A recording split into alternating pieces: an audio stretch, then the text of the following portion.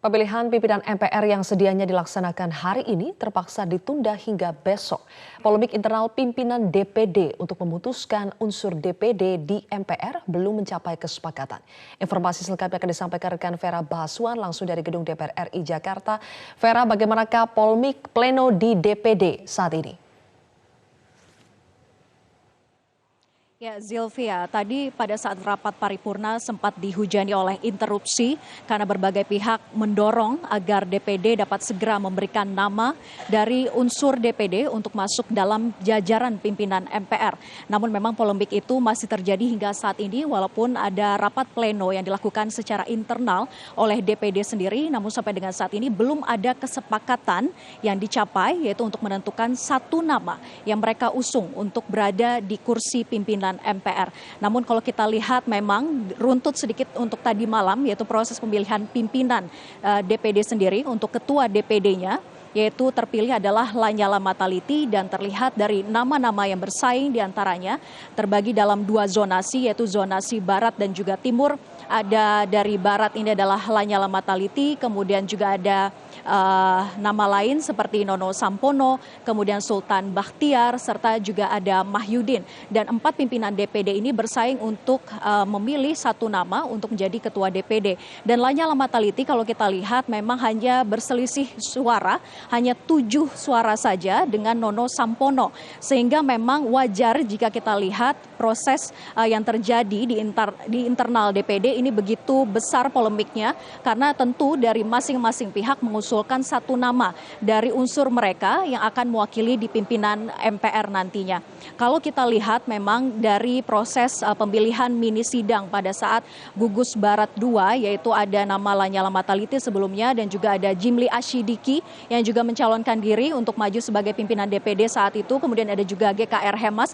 Namun GKR Hemas dan juga Jimli Asyidiki memilih untuk merelakan mundur dan mengusulkan hanya Lanyala Mataliti saja yang diusung dari Gugus Barat 2 untuk maju sebagai pimpinan DPD dan ternyata memang terpilih sebagai ketua DPD periode 2019 hingga 2024. Nah, lobi-lobi semacam ini memang diduga sejumlah pengamat memang sudah dilakukan sejak awal bahwa memang GKR Hemas merelakan posisi pimpinan DPD untuk juga menargetkan posisi pimpinan MPR sama halnya juga dengan Jimli Asyidiki. Namun juga ada nama-nama lain yang muncul seperti Yoris Raweyai, kemudian juga ada nama Fadel Muhammad yang juga diperkirakan ini akan menjadi kandidat kuat yang diusung dan diperdebatkan saat ini oleh internal DPD yang akan dicalonkan sebagai unsur dari DPD untuk menempati pimpinan MPR.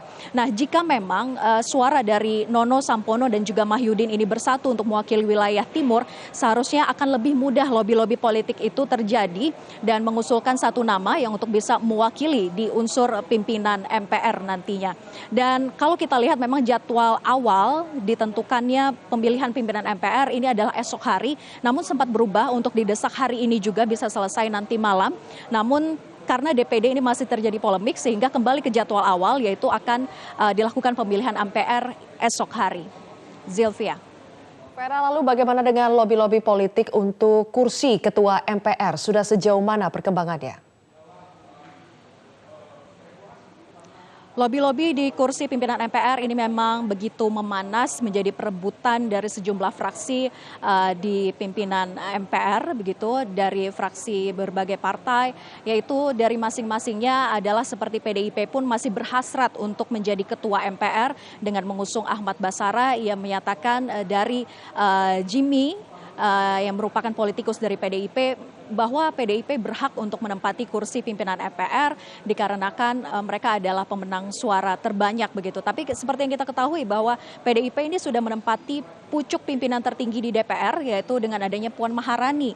Sehingga lobi-lobi politik yang harusnya sudah terjadi di dalam koalisi Indonesia Kerja bahwa ada suara Golkar yang harusnya bisa ditempati oleh Bambang Susatyo yang memang diusung begitu. Dan beberapa nama lain yang di pimpinan MPR dari partai-partai lain yang juga masih berhasrat untuk menduduki posisi ketua MPR seperti Zulkifli Hasan dari Partai Amanat Nasional, dan tentunya juga dari sisi Gerindra ada Ahmad Muzani yang memang juga diusung oleh Gerindra untuk bisa dilobi-lobi bisa menjadi ketua MPR. Namun jika memang lobi-lobi internal dari sejumlah fraksi ini tidak bisa menyepakati satu nama untuk ditentukan sebagai ketua MPR, maka tentu ujungnya juga akan melalui proses voting nantinya.